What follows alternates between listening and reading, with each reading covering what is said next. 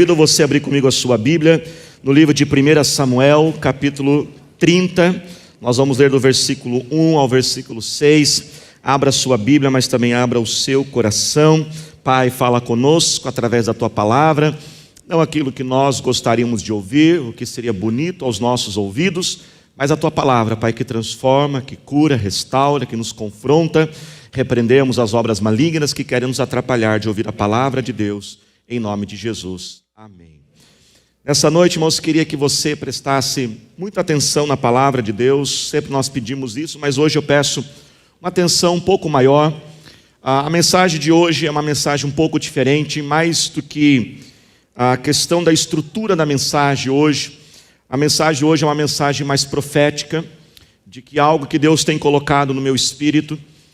Eu tenho citado um pouco disso nos últimos domingos, mas para esse domingo Deus incomodou meu coração que nós pudéssemos nos aprofundar neste tema, na verdade preparar-nos para esse tema, porque, irmãos, Deus tem colocado no meu espírito e eu quero que você tome posse disso. Deus tem trago ao meu coração, do trono dele para nossas vidas, para a nossa igreja, que uma grande virada está chegando.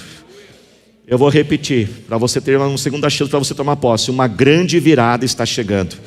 Faz assim com as suas duas mãos e diga assim comigo: eu vou viver uma virada na minha vida. Tem que fazer um movimentozinho, mas se não fizer, eu chamo para vir aqui na frente, viu? Faz assim com as duas mãos e diga assim: eu vou viver uma virada na minha vida. 1 Samuel 31 diz assim, capítulo 30, versículo assim: quando Davi e seus soldados chegaram a Ziclac, no terceiro dia os amalequitas tinham atacado o Neguebe e incendiado a cidade de Ziclac. Levaram como prisioneiros todos os que estavam lá, todos que lá estavam, as mulheres, os jovens e os idosos. A ninguém mataram, mas os levaram consigo, quando prosseguiram o seu caminho.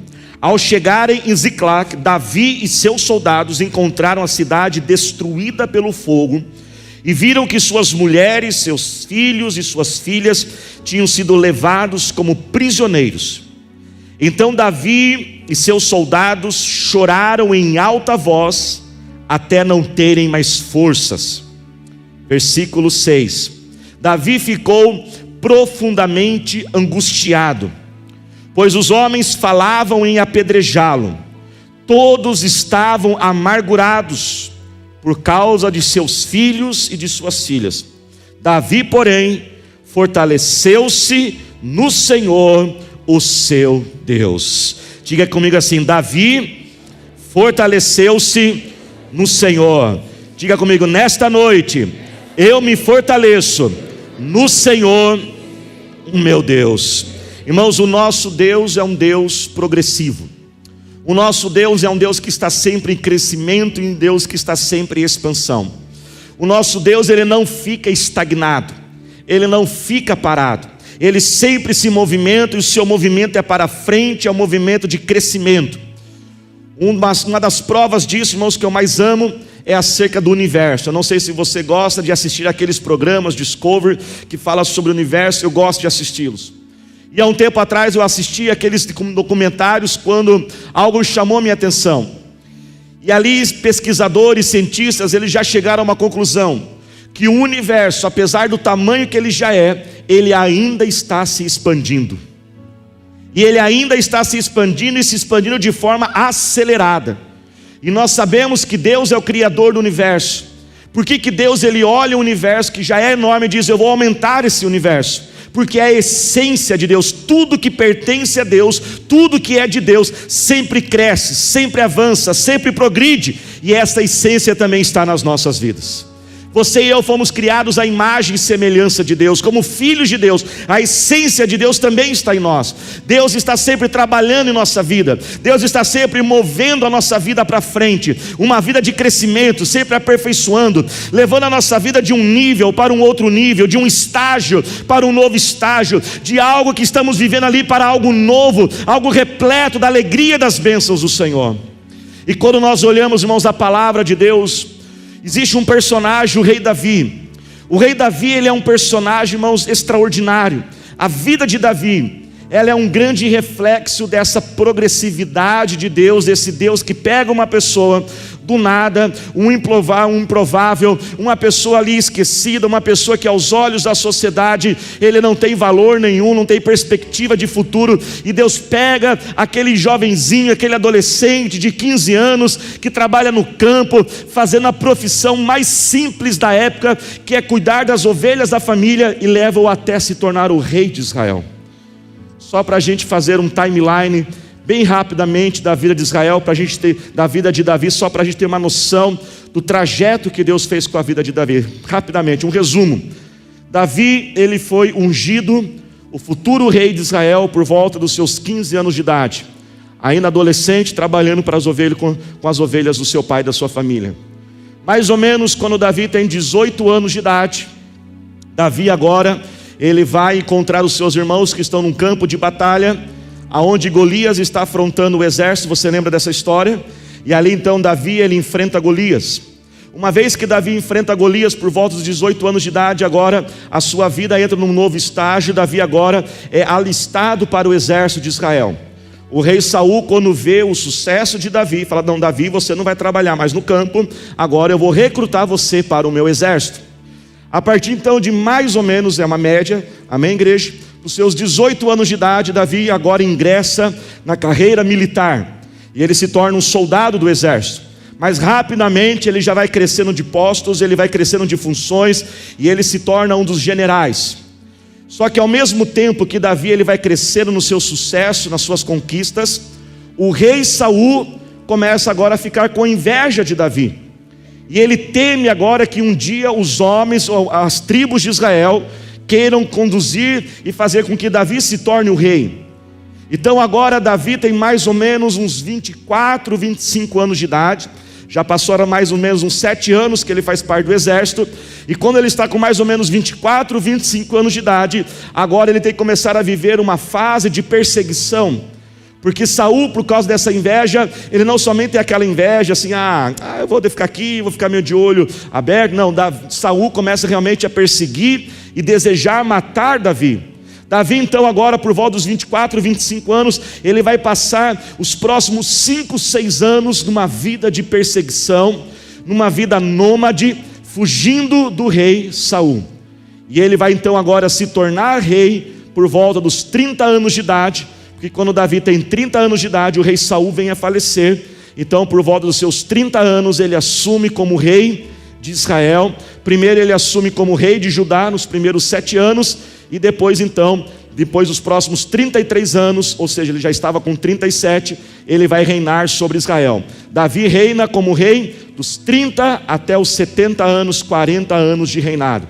Essa, irmãos, é uma rápida timeline, um resumo da vida de Davi. Quem está entendendo, diga amém. Quando nós olhamos a vida de Davi, nós podemos ver, como eu tentei fazer aqui de forma muito rápida, nós podemos ver que Deus foi trabalhando essas etapas na vida dele, amém, igreja?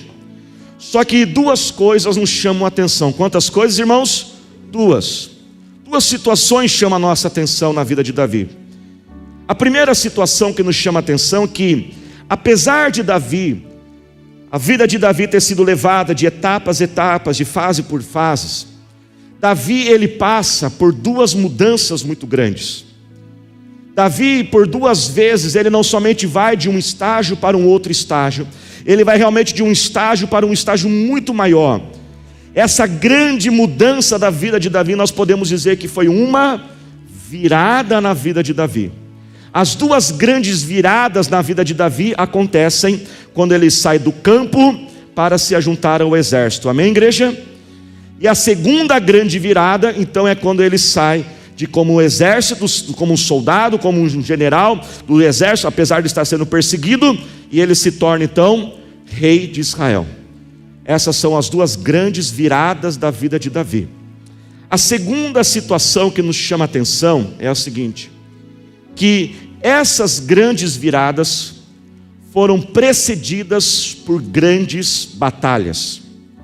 Um pouco antes de Davi passar por essa virada na vida dele, do campo para o exército, do exército para o reino, ele passa por batalhas como ele nunca passou na sua vida. O que nos traz a grande verdade da pregação desta noite: grandes viradas são precedidas por grandes batalhas. Diga assim comigo: grandes viradas são precedidas por grandes batalhas. Sempre que um pouco antes de vir uma grande virada, vem uma grande batalha. Na primeira virada que Davi passou na sua vida, do campo para o exército, qual foi a grande batalha de Davi? Golias, quando ele enfrenta Golias. E a segunda grande batalha que Davi enfrentou, que fez a sua vida ter uma virada do exército para o reinado, foi essa história de Ziclague que nós acabamos de ler. Eu não vou me atentar à história de Golias, ela já é um pouco mais conhecida, mas eu quero me atentar à história de Ziclague. O que aconteceu? Qual que foi essa luta que Davi passou um pouco antes dele se tornar rei? Lembra, irmãos, que eu falei que Davi estava como fugitivo? Davi, ele começou a viver fugindo de Saul pela sua perseguição. Já tinham se passado 5, 6, 7 anos que ele vive essa vida. Só que acontece o seguinte: durante essa perseguição de Davi, alguns homens foram se ajuntando a Davi. Homens e guerreiros foram reconhecendo em Davi o futuro rei, o futuro líder, e já foram se aproximando dele. Da mesma forma que eles se ajuntaram a Davi, a perseguição também foi contra eles. Aqueles homens agora então são perseguidos como Davi é perseguido. Veja bem, irmãos, viver uma vida de perseguição é algo que poucos de nós aqui conseguimos compreender. Essa vida nômade, ela é terrível. Você não pode construir uma história, criar raízes. Eu vou construir uma casa, porque você mora num lugar, daqui a pouco você já chega a informação, porque, irmãos, foi parecido como um filme mesmo. A perseguição de Saul foi aquelas cenas de filme, sabe? Que você busca um informante, olha, eu vou dar o dinheiro para quem contar para mim aonde Davi está, e manda um espião, e aí descobre, Davi está lá, e corre para lá, Davi foge para cá, e ele foge, e foram 6, 7 anos dessa perseguição. Só que chega um ponto que aqueles homens estão cansados, eles não aguentam mais. Nós não podemos ser ingênuos, mas presta atenção nisso. Um dos motivos porque eles se ajuntam a Davi é porque eles sabem que Davi vai se tornar rei. Eles têm essa esperança, então eles acreditam, quando Davi se tornar rei, nós já vamos ser parte da equipe dele, nós vamos ser parte do time de Davi. Só que os anos vão passando, e isso não chega. Não acontece. E eles vão cansando aquela vida, eles vão cansando aquela situação, a paciência vai se esgotando, recursos financeiros vão se esgotando, forças físicas vão se esgotando, porque viver dessa forma nômade acaba com a tua saúde física, até que chega, irmãos, a gota d'água quando a gente fala, né? Como nós falamos. Um dia os soldados de Davi, eles saem para uma batalha, quando eles voltam ali para aquela vila que eles tinham construído. Quando eles chegam lá, eles se deparam com o seguinte cenário: os amalequitas, os povos inimigos, invadiram, queimaram as casas, roubaram os bens e sequestraram as esposas, os filhos e os idosos.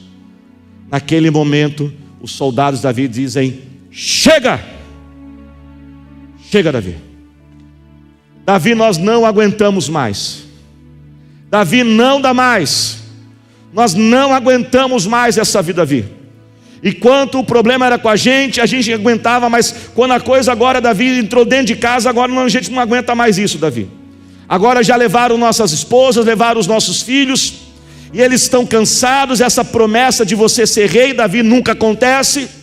São anos nessa perseguição, nós estamos exaustos, e a Bíblia diz que aqueles homens chegam num estado, irmãos, de esgotamento tão grande, que eles pegam em pedras, e eles falam assim: Davi, nós vamos acabar com esse sonho de você ser rei, nós vamos acabar com esse projeto. E quer saber do que, Davi? Nós vamos tirar até a sua própria vida, Davi.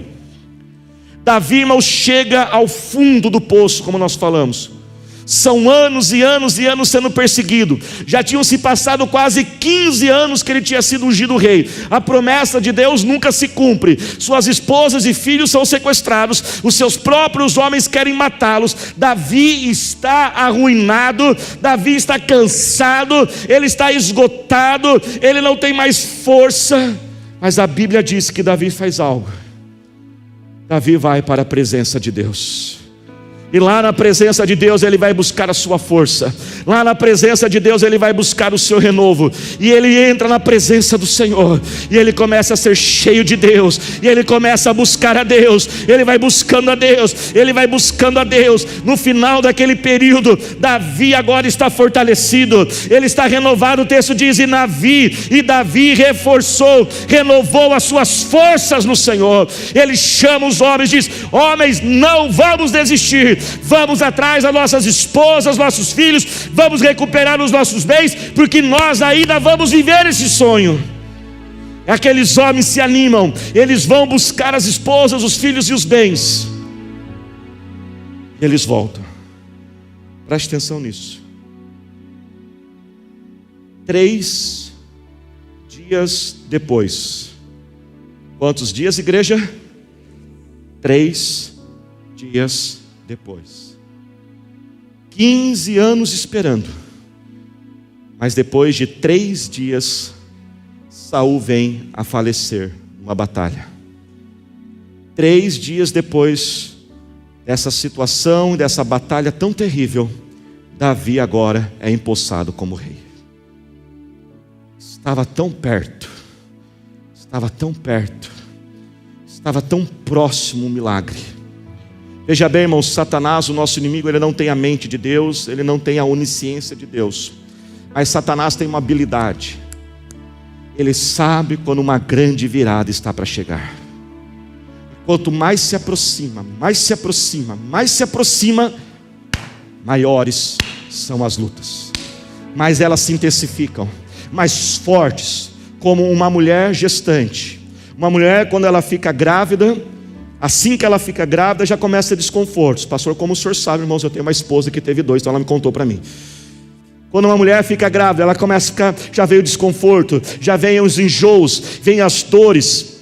Mas qual é um dos principais sinais? Qual é um dos principais sinais que identifica que está chegando a hora do parto? As contrações. Quando mais vai chegando a hora do parto, as contrações vão aumentando e elas vão intensificando. Contração de um dia, depois passa mais 24 horas. Depois são 5 horas, depois a cada 20 minutos, a cada 10, a cada 5, a cada 4, e os médicos e enfermeiros dizem: está chegando, está chegando, está chegando, chegou a hora da criança nascer. Deus manda dizer: se essa luta tem sido intensificada, é porque uma grande virada está chegando em nossas vidas. Algumas características, irmãos, de batalhas que precedem grandes viradas. Primeira característica: batalhas que precedem grandes viradas são batalhas visíveis, são batalhas na frente das pessoas. Enquanto Davi estava no campo, ele enfrentou ursos e leões, ninguém viu isso, ele venceu e ninguém viu. Essas batalhas, irmãos, que não são batalhas que antecedem viradas, são batalhas também importantes. O mais importante dessas batalhas é a gente adquirir sabedoria e maturidade. Só que muitas vezes são batalhas internas, batalhas que precedem viradas. Geralmente, não é exato, geralmente, elas são visíveis. Geralmente elas estão acompanhadas de humilhação, todo mundo está vendo. Geralmente são acompanhadas de questionamento, e pessoas questionam o seu caráter. Pessoas começam a duvidar da tua integridade. Pessoas começam a duvidar da tua espiritualidade. Mas você não é crente, não? Você não é de Deus? Mas você não ora, não, para as coisas acontecerem? Se você ora, por que não acontece? A sua espiritualidade, o seu caráter, geralmente eles são colocados em questão, em xeque. Uma outra característica de batalhas que precedem viradas: elas são estranhas. Geralmente elas são umas coisas assim que não fazem sentido. Veja bem, urso e leão no campo é normal, mas um Golias aparecer, não é normal um Golias aparecer. Elas são batalhas, irmãos, que a gente olha e fala assim: que coisa mais estranha eu passar por isso. Porque nos leva a uma terceira característica: geralmente nós não temos culpa dela. Geralmente são batalhas que não é porque você errou, é uma consequência de um erro, você não fez nada de errado. São simplesmente batalhas que estão te preparando para uma grande virada. E eu sei que há muitas pessoas aqui que têm passado por essas batalhas, Elas são estranhas, não fazem sentido, você não errou para isso, elas talvez tenham te humilhado na frente de muitas pessoas. Deus manda dizer: uma grande virada está chegando. Pastor, como que eu passo por isso? Como que eu lido com isso? Primeira atitude, irmãos: intensifique a sua intimidade com Deus. Intensifique a sua intimidade com o Senhor, porque é nele que você vai receber a força. Não vai ser em palestras, não vai ser em livros de autoajuda, não vai ser em pensamentos de PNL, não vão ser atividades de coaches. Pastor, não tem problema isso, é pecado? Não tem problema, eu sou formado em coach, eu entendo disso, mas existe uma força, irmãos, que não vem dessas coisas, existe uma força que vem do alto sobre a nossa vida, que só recebemos quando entramos na presença de Deus. Mateus 6,6 diz: entra no teu quarto, entra no secreto aonde Deus te vê, e você vai para a presença de Deus, e ora, e busca, e Ele começa a te fortalecer. Existe uma força que só vem através do seu devocional. Volte a orar todos os dias pela manhã, volte a ler a Bíblia, volte a se consagrar, volte a se santificar, volte a fazer jejum, busque o Espírito Santo, se envolva de novo nos ministérios, intensifique a sua intimidade com Deus, porque você vai precisar de muita força, porque a batalha ela é muito grande, mas o final vale a pena. Se coloque de pé glorificando a Jesus. Você pode dar glória a Deus. Faz assim com o seu dedinho. Segunda atitude: vira para o seu vizinho e fala assim para ele assim: não murmure. Fala para ele aí: não murmure. Jesus declarou em Mateus 11:28: vinde a mim os cansados e sobrecarregados, tomai sobre vós o meu jugo e aprendei de mim. O que Jesus mandou a gente aprender com Ele? Que sou humilde e manso de coração. Deixa eu perguntar: você tem suportado com mansidão? Sem reclamar, sem duvidar? Essas batalhas, irmãos, muitas vezes a reclamação vai chegar na ponta da língua aqui, ó. Vai dar uma vontade de...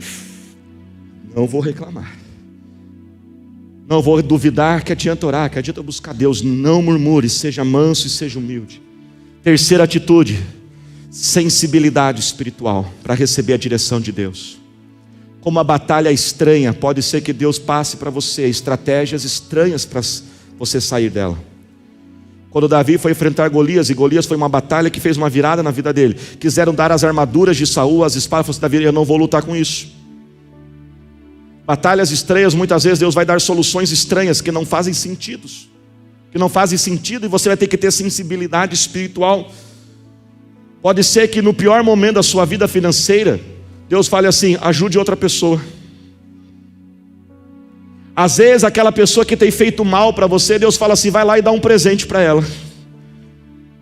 Às vezes aquele cargo, aquele cliente que era para ser seu, Deus fala assim: dá para o outro. Às vezes aquela atitude parece que é algo que não consegue fazer sentido. Por isso nós precisamos de sensibilidade, porque os caminhos de Deus são mais altos que os nossos caminhos. Sabe, Deus te ama muito para ver você parado onde você está.